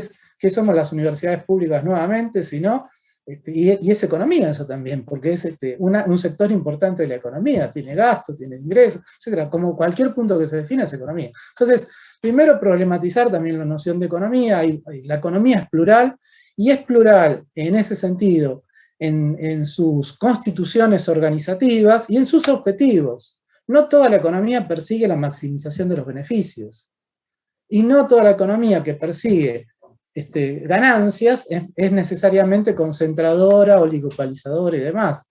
Lo que tenemos es pluralidad en las organizaciones económicas, donde tenemos grandes empresas transnacionalizadas, globalizadas, etcétera, que en su afán de maximizar intereses, ganancias, etcétera, bueno, muchas veces recurren a lógicas que son expoliatorias, pero tenemos una cantidad de pequeñas y medianas empresas que buscan tener ganancias, ingresos, demás, que son empresas familiares, etcétera, y que de ninguna forma son lo mismo que el poder económico concentrado. Y tampoco es solo eso, porque también hay una cantidad de iniciativas económicas que tienen finalidad social. ¿Qué son las cooperativas de trabajo? ¿Qué son los movimientos sociales que hacen emprendimientos económicos? ¿Qué es la organización comunitaria? O sea, la pluralidad económica es un primer tema a distinguir, y hay mucho de organización civil en el sector social de la economía. Hay un sector social de la economía que se lo puede distinguir porque tiene finalidad social, busca garantizar trabajo, busca garantizar, por ejemplo, todo lo que es la agroecología vinculada a la agricultura familiar y al cooperativismo alimentario. Es fundamental, es una agenda del siglo XXI eso. Y eso no va a venir de la mano de los grandes poderes económicos, pero tampoco va a venir solo de la mano de la reivindicación, va a venir de la reincorporación de sistemas productivos más ancestrales y con nuevas técnicas preservadoras del ambiente y de los territorios, y en ese camino estamos, ¿no? Entonces yo creo que ahí hay que poner un poco en esa discusión. Y en ese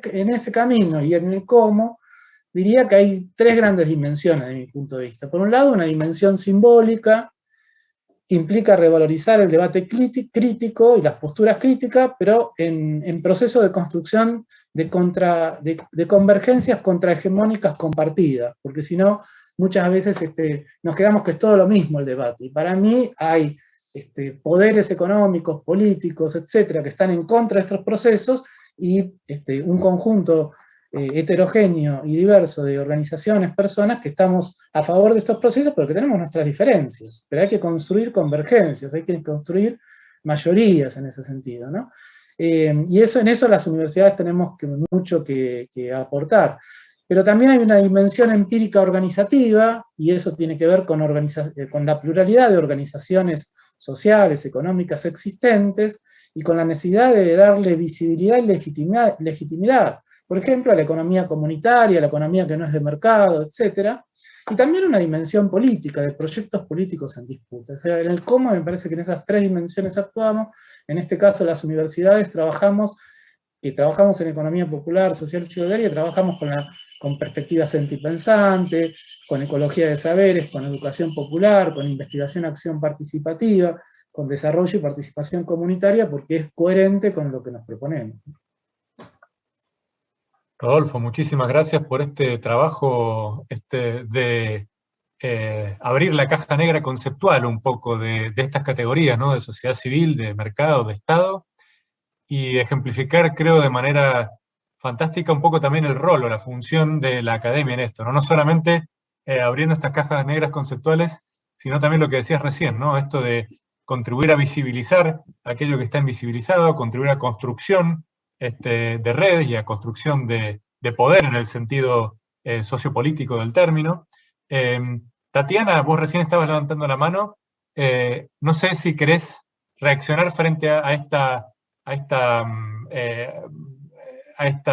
este intento de abogar por la pluralidad y la apertura de estos conceptos y por la posibilidad de articular desde esta apertura y desde no encasillar categorías de forma maniquea entre buenos y malos, ¿no? Típicamente el mercado capitalista como el enemigo y la sociedad civil como la fuerza emancipadora, portavoz de los oprimidos de la sociedad. ¿Cómo lo ven ustedes esto desde Sensat? Bueno, Adrián, yo quisiera empezar diciendo un poco como desde dónde nos paramos, desde dónde se para Sensat el trabajo. Nosotros tenemos una historia un poco similar a la de Taller Ecologista. Justo me entró una llamada aquí al fijo, disculpa, siempre pasa. Y entonces, digamos que nosotros por muchos años también tenemos una historia de 31 años en la lucha, en la defensa de los territorios, y nos hemos parado desde la resistencia. Pero ahí me parece importante cómo entender la resistencia, ¿no? O sea, casi siempre la resistencia se entiende como un negacionismo permanente, digamos, de todo, ¿no? O sea, siempre nos dice, es que ustedes son los que se oponen a todo. Y en realidad la resistencia, nosotros vemos la resistencia como la apuesta para transformar este mundo en términos de que desde ahí también se construye propuesta. Y es lo que vemos en muchos de los procesos en los que estamos, de los que impulsamos. O sea, está en la resistencia la posibilidad de recuperar, digamos, algunos elementos que son centrales hoy para transformar este mundo, como por ejemplo colocar en el centro la vida, ¿sí? O sea, cómo colocamos en el centro la vida y cómo desde ahí construimos propuestas, cómo leemos y cómo entendemos lo que hay que transformar, un poco en la perspectiva de lo que planteaba Pablo antes, y es que muchas de las cosas no hay que inventarlas, o sea, están caminando, y están caminando en ese pluriverso, porque también creemos que el mundo es solo uno, ¿sí? Así como decía ahorita Rodolfo, se cree que el mercado es solo uno y sin duda lo comparto, o sea, hay formas increíbles de economía que existen, que la gente ha construido, pero también como hay formas de habitar este mundo, como hay formas diversas de entender las relaciones con la sociedad-naturaleza. Y es desde esa perspectiva que nosotros trabajamos. Y ahí, digamos, entendemos también que nuestro rol es cómo contribuimos en mover la sociedad, en cómo la movemos de un lugar en el que nos han puesto, desde diferentes lugares, desde la resistencia, pero desde las propuestas, desde lo que construye la gente, desde la incidencia, no entendida como la incidencia hacia los tomadores de decisión, sino como la incidencia en términos de mover esa sociedad. O sea, hace 20 años en Oil Watch dijimos, hay que hacer una moratoria a los nuevos proyectos petroleros, y eso sonó terriblemente radical y terriblemente extremo. O sea, ¿cómo así que parar las nuevas fronteras petroleras? Hoy estamos hablando de dejar el crudo en el subsuelo, de dejar el petróleo y el gas en el subsuelo, dejar el carbón en el subsuelo. Y eso no se podía hablar hace 20 años, o sea, hablar de moratoria ya era difícil. Entonces creemos que ese es el lugar de nosotros, mover ideas, mover propuestas, mover la sociedad, construir desde la gente. Sensat trabaja en diferentes locales, Sensat en diferentes ámbitos. Sensat, por ejemplo, construye con la gente propuestas de transición energética en los territorios, y trabajamos con comunidades que ya han venido transformando formas de agricultura, formas de alimentación, formas de manejo del agua, de gestión comunitaria del agua, y creemos que ahí es un poco el papel que tenemos que jugar, o sea, cómo cambiamos esos imaginarios que están instalados desde lo simbólico, desde los discursos, desde los valores, ¿sí? Desde la cultura. Gracias, Adrián. Gracias, Tatiana, y has introducido a su vez un elemento nuevo en esta discusión, que es, un poco todos veníamos partiendo de la base de que las organizaciones de la sociedad civil recogen ciertas demandas manifiestas, que, como nos aclaraba recién Rodolfo, no tienen que ser necesariamente siempre las de las fuerzas emancipadoras, digamos, o la voz de los oprimidos, de los marginados de la sociedad, sino que muchas veces también son simplemente mascaradas, como decías, Rodolfo, que en realidad ocultan otro tipo de intereses, y lo hemos visto esto en el caso de algunas grandes ONGs transnacionales también, ¿no? Sin embargo, tú planteas, no solamente recogemos estas demandas manifiestas que hay en la sociedad, provengan del sector del que provengan, sino que también a su vez devolvemos un poco a la sociedad en forma de espejo, ¿no? En una interacción, ayudamos a crear, influimos a su vez en la gestación de esas demandas que por otro lado representamos. ¿Cómo lo ven esto ustedes, Alberto, desde Integrar? ¿En qué medida se ven ustedes como una organización que traslada, digamos, que comunica, que funciona como vaso comunicante, como puente de demandas manifiestas de la sociedad hacia el espacio de poder representado por las distintas instancias del Estado? ¿Y en qué medida ustedes se ven como también gestadores activos de demandas o de ideas nuevas, como decía recién Tatiana, dentro de esa misma sociedad? Sí, sumamente pertinente el clivaje para comenzar a hablar. Lo que decía un poco Carlos Lozano, bueno, nos sentimos parte de un mismo campo, digamos, parte de un mismo juego entre cómo incorporamos las demandas sociales relevantes, para decirlo en clave de políticas públicas, cómo se van incorporando al sistema de la arena política estatal, o al sistema no todas las demandas sociales adquieren relevancia o se transforman en políticas públicas. Por ahí Tatiana y muchos de los colectivos, más de los movimientos populares, más desde los movimientos sociales, esa demanda se tiene que transformar en una necesidad y adquirir una relevancia social para que el Estado lo transforme en una política pública para atenderla.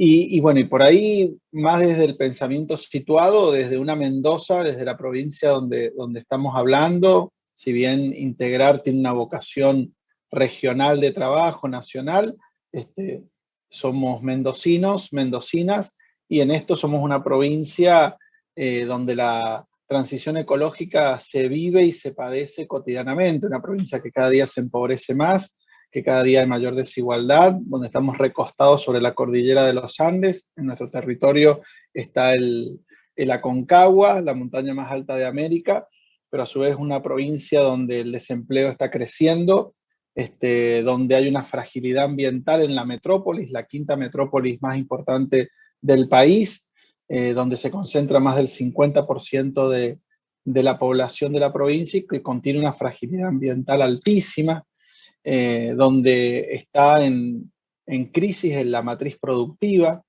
y en ese lugar donde, para quienes siguen el tema de los conflictos socioambientales, en diciembre de 2019 vivimos un hecho político institucional de altísima relevancia, que fue el tema de la ley 7722, nuestra ley marco de regulación de la actividad minera, y donde como centros de estudios nos tocó estar allí. Es más, hay mendocinos aquí, está Emanuel, donde las balas de goma le picaron muy cerquita en esos momentos, donde hubo una acción, donde una legislatura provincial aprobó la modificación de esa ley por una mayoría, y luego los mismos legisladores y legisladoras estaban en menos de una semana votando absolutamente lo contrario, por la gran presión social que se llevó a las calles. La verdad que fue un acontecimiento histórico de análisis desde todas las dimensiones, y allí es donde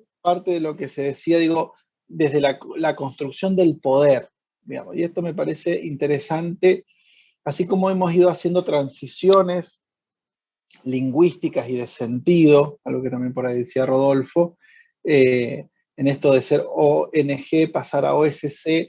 Yo creo que también parte del sentido que vamos a ir recuperando y de la responsabilidad de las organizaciones de la sociedad civil es el concepto de poder. Me parece que muchas veces nuestras organizaciones se construyeron como antipoder, o tomando algunas otras definiciones de gobernar sin gobiernos, o más definiciones desde Tony Negri y Hart, gobiernos de multitud, donde no está el poder de manera ubicua. Y me parece que tenemos que tratar de aceptar el desafío de que somos portadores de poder, donde reproducimos ciertas lógicas de poder, o más verticales o más horizontales. Eso lo compartíamos también con Raúl Sibelchi, que lo nombrabas, Adrián, tuvo mucho tiempo también en Mendoza. Raúl nos ha capacitado a muchos, y recuerdo en el desierto de la Valle estar viendo organizaciones campesinas y él tomándolo como ejemplo. ¿Qué mirada de poder tenemos las organizaciones de la sociedad civil? ¿Qué mirada de poder reproducimos en nuestros integrantes? ¿Cómo formamos? ¿Seguimos como una mirada del poder reticente, que el poder es negativo, y donde nosotros con nuestras posturas, por ahí que pueden ser miradas maximalistas, como decía Tatiana, por ahí consignas muy estruendosas y que dicen, no, no, está mal lo que están planteando, o estamos dispuestos a embarrarnos con la realidad misma, porque ya lo estamos, pero muchas veces no somos conscientes y reproducimos miradas antipoder, reproducimos miradas donde el empoderamiento y el poder, lejos de ser mirado hasta como el poder como servicio, el poder es simplemente mirado como dominación en la más clásica categoría weberiana. Y me parece que en esto tenemos una responsabilidad como sociedad civil. En ese volviendo al punto, Adrián, en eso de llevar demanda de la sociedad civil por ahí a esferas de diseño de política pública.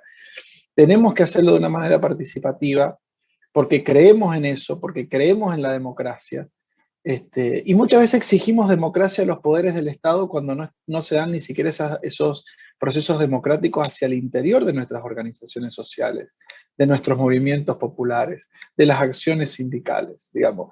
Vivir democracia no es solamente declamarla y exigirle a los poderes instituidos del Estado, es pensar cuánta renovación tienen las autoridades en nuestras organizaciones de la sociedad civil, qué procesos democráticos nos damos internamente. Porque sí creo, y con esto cierro, nosotros desde la sociedad civil tenemos sensibilidades que al gran aparato estatal, que tiene que hacerse cargo de tantas cosas, por ahí desde la sociedad civil podemos atender demandas sociales con una sensibilidad que el Estado, que no le podemos exigir muchas veces al Estado, o que hay que exigirle pero que le cuesta al Estado y a sus agentes llegar.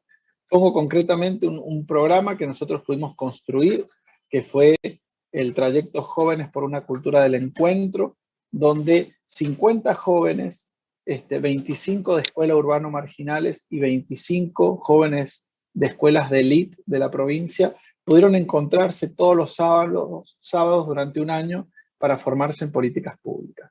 Formarse desde un paradigma sentipensante, de manera lúdica, con grandes expertos en la economía, en democracia, en ambiente, en migración, pero un programa así tan dedicado, donde sabíamos el nombre de cada uno de los estudiantes, donde podíamos ver la sensibilidad que pasaba por cada uno de ellos, donde habían estudiantes que hoy uno de ellos está estudiando en Londres sociología y tuvo compañeros y compañeras que ni siquiera tenían agua potable en su casa.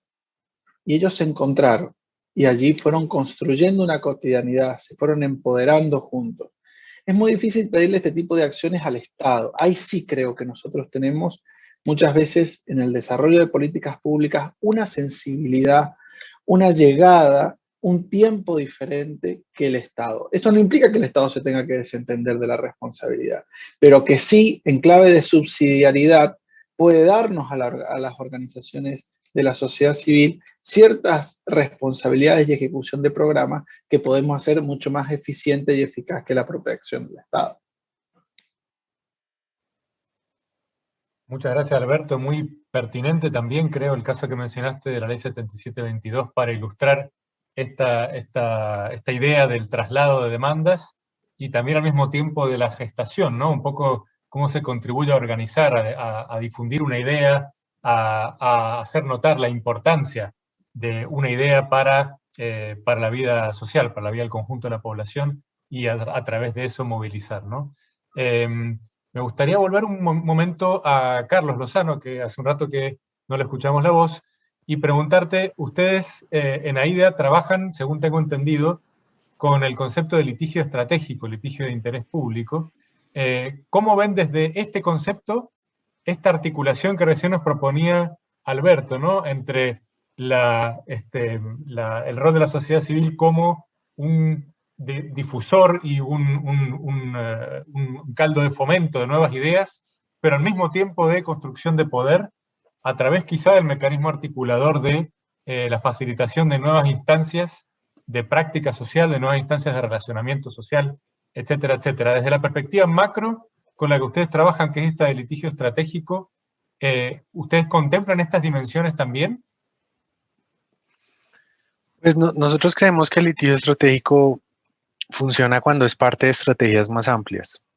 Y eso incluye tener en cuenta una serie de factores que además son las que determinan si pues, el litigio va a ser exitoso o no. Creo que lo fundamental es que haya un movimiento que rodee el litigio y una serie de elementos como jueces receptivos, una masa crítica, reglas favorables para que el litigio pueda tener éxito, un sistema de precedentes que funcione también, de manera que no vayan a haber retrocesos cuando haya alguna suerte de reacción negativa a los avances del litigio, y sobre todo presión pública que permita, digamos, generar un entorno favorable a los avances que ese litigio pueda traer. En últimas, yo creo que el litigio estratégico lo que hace es servirse del poder simbólico que proporciona el derecho y que está, digamos, muy arraigado en nuestras culturas políticas, diría yo que no en todas, pero sí en muchos países de Latinoamérica, donde por razones históricas el derecho sigue teniendo un papel simbólico importante en la, digamos, en el diseño de las maneras como la gente se imagina la sociedad y cómo se ordena también la sociedad. Entonces, yo también creo que hay muchas posturas y incluso críticas al rol del derecho en los movimientos sociales, y me parece que hay varias de ellas que son válidas, pero creo que en últimas lo que importa es que el aporte que puede dar el litigio estratégico en las luchas sociales es que lo que hace distinto o el rol distinto del papel del derecho y el litigio estratégico es que el derecho, a diferencia de otras formas, tiene un rasgo autoritativo normativo, es decir, en principio es obligatorio. Obviamente podemos discutir pues, los niveles de eficacia que puede tener una norma o una sentencia, pero definitivamente tiene la vocación de hacerse cumplir, digamos, por la fuerza del Estado. Y eso lleva a que un pronunciamiento de tipo legal de alguna manera contribuye a zanjar la discusión sobre qué tipo de comportamientos son aceptables o no en una sociedad.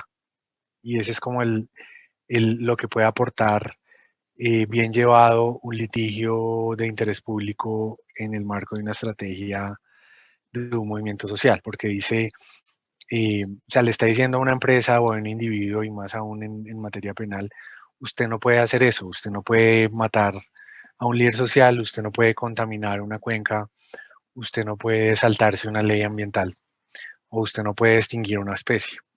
Visto así y visto también, como vengo a decir, como parte de una estrategia más amplia, creo que puede ayudar, pero también hay que ser conscientes de que no es lo único, de que debe hacer parte de una estrategia más amplia y de que también tiene limitaciones. Y creo que una de las limitaciones más importantes es pues el enorme volumen de recursos que demanda alcanzar una victoria de este tipo, que a la larga pues es un caso, ¿no?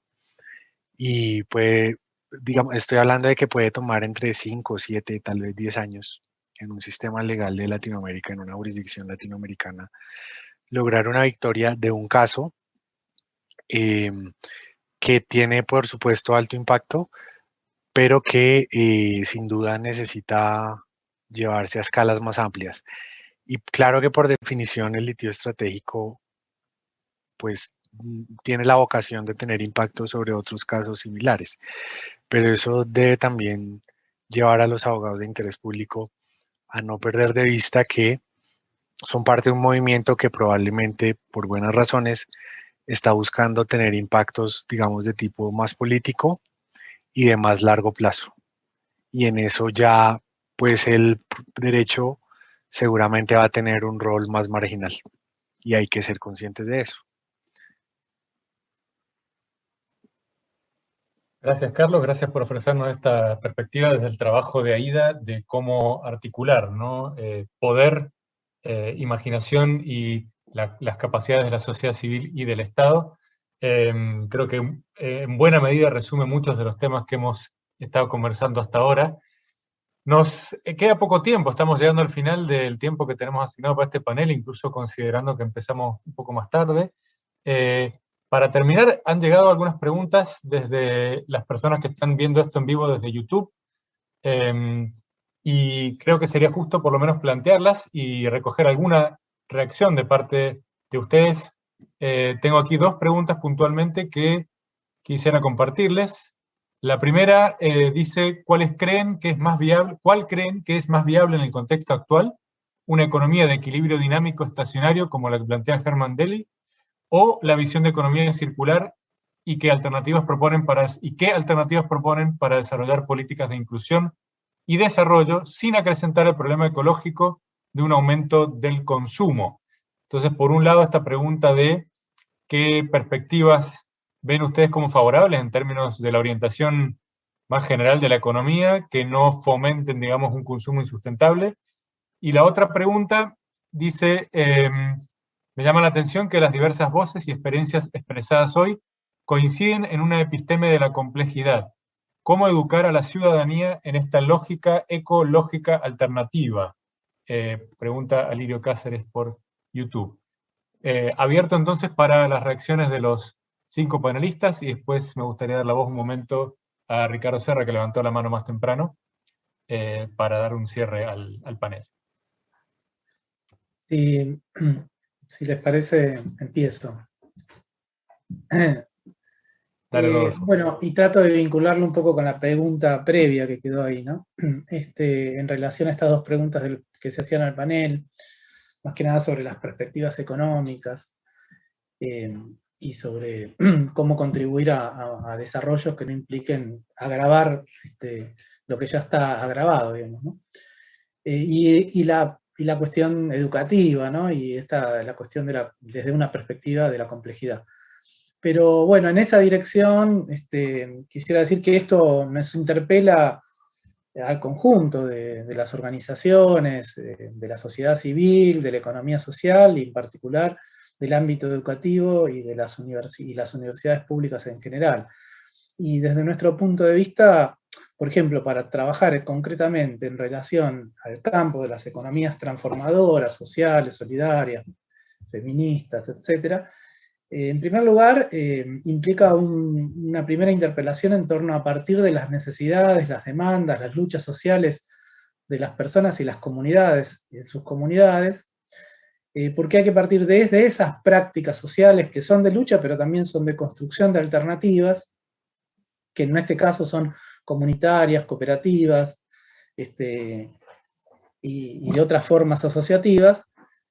Pero ¿para qué eso, desde el punto de vista universitario? Para contribuir a la potenciación y fortalecimiento de dichas prácticas, o sea, para generar procesos de praxis social transformadora, ¿no? Y eso es una cuestión, porque no necesariamente todo el conocimiento que se construye en las universidades tiene que tener esta característica, pero desde el punto de vista del conocimiento que trabajamos, construimos en las universidades en torno a estos campos, yo creo que es central eso, ¿no? Es el conocimiento para una acción y para el fortalecimiento y para acompañar acciones transformadoras en los territorios, y también que eso con incidencia en las políticas públicas, en las formas económicas, etc., ¿no? Y eso implica también un posicionamiento epistémico, digamos, ¿no? Un posicionamiento epistémico en torno también a lo que algunos autores, como he dicho hoy, denominan ecología de saberes, como de Sousa Santos, y también en torno a cómo se construye el conocimiento. Y en ese sentido también a una visión más humilde y más plural de la construcción del conocimiento y al reconocimiento de que hay distintos tipos de conocimiento, y un tipo de conocimiento es el saber académico, pero hay distintos tipos de conocimiento, entre otros de las propias comunidades y sus prácticas sociales, y de las experiencias, en este caso, de las economías populares, sociales, y eso implica justicia cognitiva, ¿no? Porque la justicia social sin justicia cognitiva genera grandes dificultades, digamos, ¿no? Y en términos de eso, por ejemplo, en nuestra experiencia, en nuestra universidad, en nuestro proyecto, implicó un poco ir al revés, a contramano de lo que hacemos en general en las universidades, donde, como se sabe, tenemos tres funciones sustantivas: la docencia en primer lugar, porque es en última instancia lo que garantiza, en el caso de las universidades públicas, el derecho a la educación pública, ¿no es cierto? Y eso es clave y es fundamental. La construcción del conocimiento, básicamente la investigación, la innovación, etcétera, y eso es clave también para contribuir a la sociedad y para democratizar los conocimientos.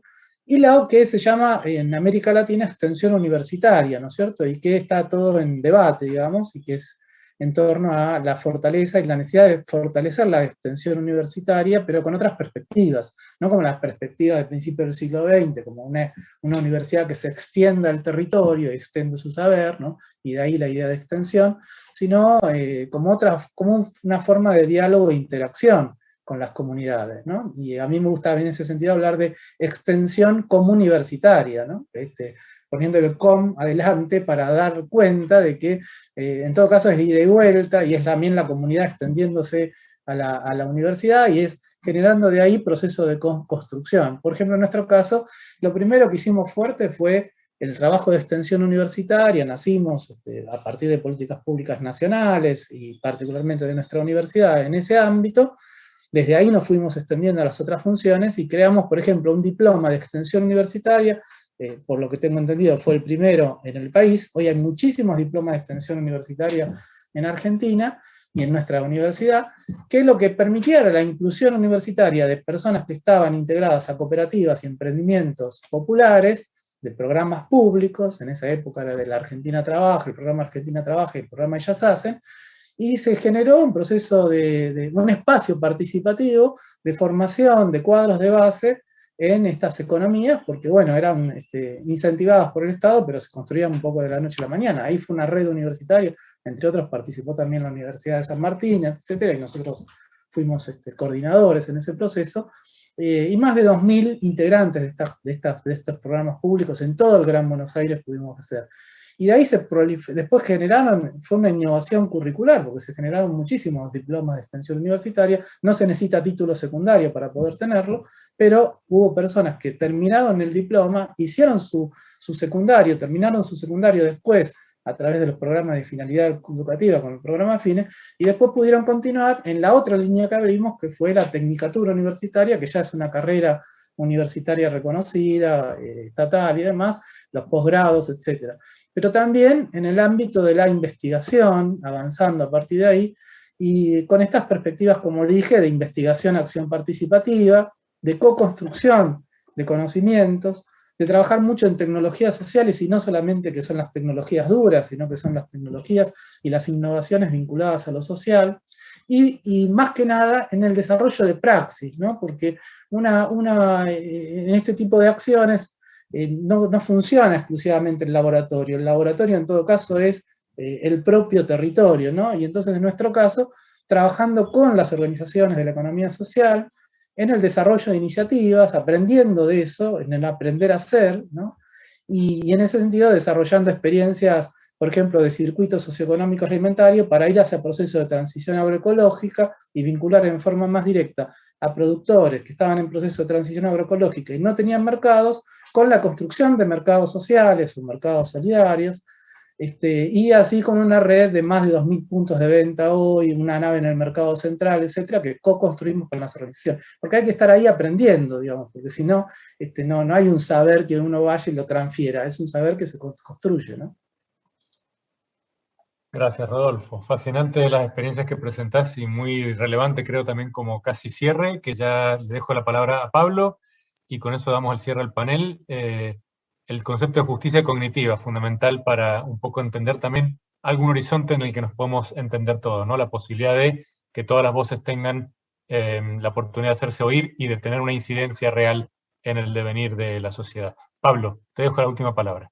Sí, no, bueno, también coincido con, y realmente agradezco la síntesis de Rodolfo respecto a las miradas de la economía y los ejemplos que planteó, que creo que son sumamente valiosos, y es, por lo menos nosotros como visualizamos este proceso de transición, es que tenemos que pensar en cómo debilitar determinadas formas de la economía y cómo fortalecer otras formas de la economía, ¿no? Esto va a ser un proceso claramente en el cual se debería dar esa lucha. Ahora, que también aportando en todo caso a las preguntas o lo que estaba planteado ahí Adrián respecto a economía circular, economía de estado estacionario, claramente creo que el discurso de la economía circular es un discurso que esconde la raíz de la economía capitalista tal vez sobre estas cuestiones, claramente, ¿no? Y pone en cuestión esta idea de la apariencia circular como algo que cierra a partir de reciclado, etcétera, pero que no cuestiona la esencia del capitalismo, del modelo capitalista de producción y consumo en el centro de la cuestión. Entonces, en ese marco me parece que requiere tal vez una mirada más específica respecto a cuál es la crítica que hacemos sobre la mirada de economía circular desde ese punto de vista.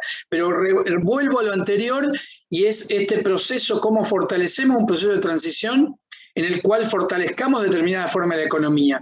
Y ahí creo que hay algunos puntos que debieran ser el centro del acuerdo, que es cómo sacamos, por ejemplo, de la economía mercantil capitalista los bienes comunes, como la energía, el agua, la tierra, etcétera, como un paso esencial para poder pensar en otras formas de la economía, para poder pensar en este proceso de transición. Creo que ahí se da una lucha fundamental en el cual nosotros debemos pensar en cómo los bienes comunes, cómo la naturaleza no pueden ser objeto de la economía mercantil capitalista, y cómo pensar, en todo caso, otras formas de relacionamiento de nosotros, entre nosotros, de nosotros con la naturaleza, para construir esas otras formas que vayan, en definitiva, fortaleciéndose al tiempo que debilitamos las formas de la economía capitalista convencional.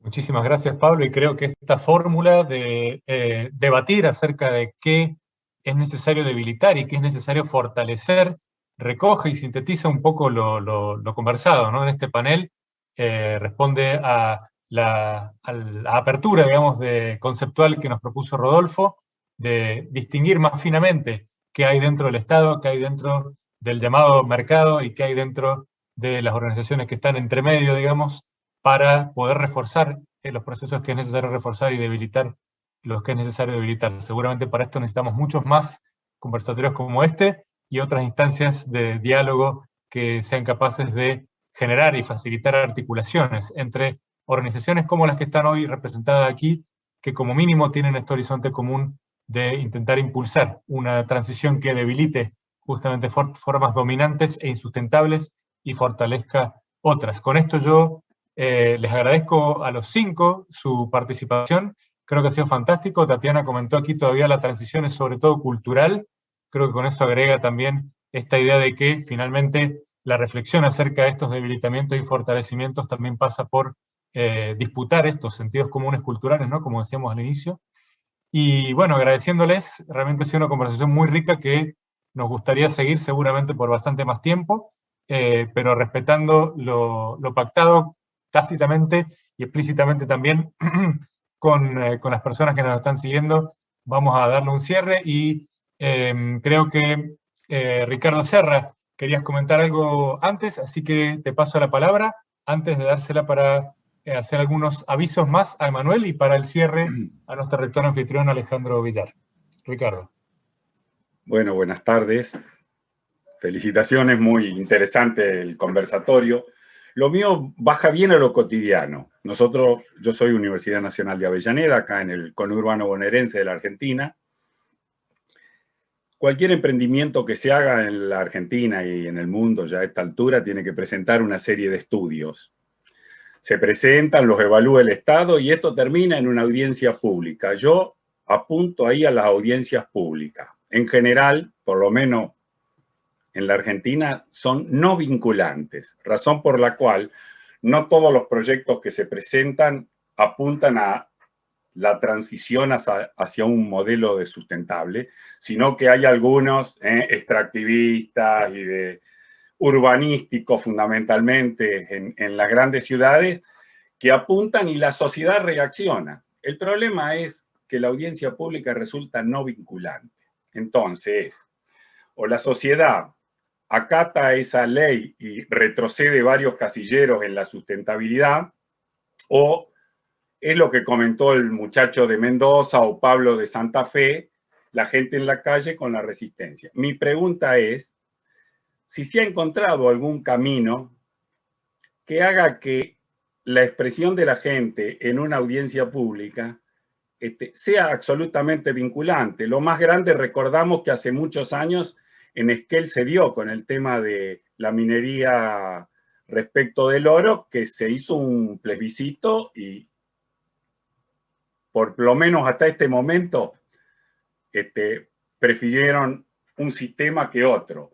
Y yo quisiera saber eso fundamentalmente porque hay gente de otros países y no sé si alguna provincia avanzó. Me da la impresión de que esto está dentro de las leyes de presupuesto mínimo, así que son nacionales, me parece, no sé si lo podemos cambiar. Gracias y felicitaciones, muy interesante. Me permito un comentario rápido ahí, Adrián. Escazú, el acuerdo de Escazú que la Argentina ha ratificado y que en unas semanas ya entrará en vigencia, es una gran herramienta en referencia a la participación social y en hacer realidad las audiencias públicas. Obviamente van a seguir teniendo cierto carácter no vinculante, pero Escazú me parece que es una gran herramienta que todos deberíamos sumergirnos para ampliar los horizontes reales de participación en los procesos de decisión gubernamental. Nada más. Gracias, Alberto, por esa edición, y creo que la pregunta / propuesta de Ricardo de cómo generar más carácter vinculante en los procesos de consulta popular puede ser también un horizonte de convergencia hacia el cual, o digamos, el objeto hacia el cual enfocar la lucha de las organizaciones de la sociedad civil que quieren promover esta transición, ¿no? Para que las voces, como decía Rodolfo más temprano, las voces marginadas, tengan la oportunidad de hacer efectiva esta justicia cognitiva, ¿no? Y lograr trasladar sus demandas a los tomadores de decisión en la esfera del poder estatal. Muy bien, Ricardo, muchísimas gracias por esta intervención. Y entonces, Emanuel, te paso la palabra para algunos avisos y luego cerramos con Alejandro. Bueno, agradecer al público que nos ha estado acompañando, agradecer a los panelistas, al público de la RUC también, a los rectores, autoridades que han estado aquí presentes. Dejar un aviso de que, bueno, próximos a encontrarnos nuevamente, la propuesta es que tengamos un conversatorio por mes, de aquí hasta el inicio de la próxima edición de la diplomatura superior en Ecología Integral. Vamos a intentar darle regularidad a este encuentro, entonces la idea es que nos encontremos los últimos jueves de cada mes y de esa manera podamos continuar dialogando y trabajando distintas temáticas que creemos que son fundamentales y transversales al paradigma de la ecología integral, y en esto también ir recorriendo o transitando el camino de la mano de distintas universidades de la red universitaria para el cuidado de la casa común, que nos van recibiendo, van también haciendo su aporte, aportando con sus docentes, con sus especialistas, y abonando en este diálogo que creemos que es prioritario, que es fundamental, y que si no lo trabajamos estamos en grave peligro, ¿no? Las 8 millones de especies del planeta. Entonces, bueno, agradecer nuevamente, los esperamos para el mes que viene, y bueno, nos estaremos comunicando. Y bueno, darle la palabra entonces al jefe de casa, al anfitrión, Alejandro, adelante. Bueno, gracias, Emanuel. Primero agradecer a todos los que nos han seguido por YouTube y a los integrantes del panel, que la verdad que fue muy rico. Habla de lo que es el espíritu de la que es la vida universitaria en términos de la heterogeneidad, la riqueza, el coro de voces con miradas desde distintos espacios que me parece que enriquecieron muchísimo este encuentro. agradecer la presencia de todos, particularmente de Carlos Greco, el rector de San Martín, que nos acompañó en toda esta jornada, de Ricardo Serra, el vicerrector de Avellaneda, que hablan del compromiso que tienen en sus casas de estudio con este proyecto. Nada, finalmente también agradecer que nos hayan elegido para ser los anfitriones de este evento y decir que nada, seguimos trabajando porque es, como se ha planteado aquí, una larga tarea la que nos espera. Así que muchas gracias y será entonces hasta la próxima.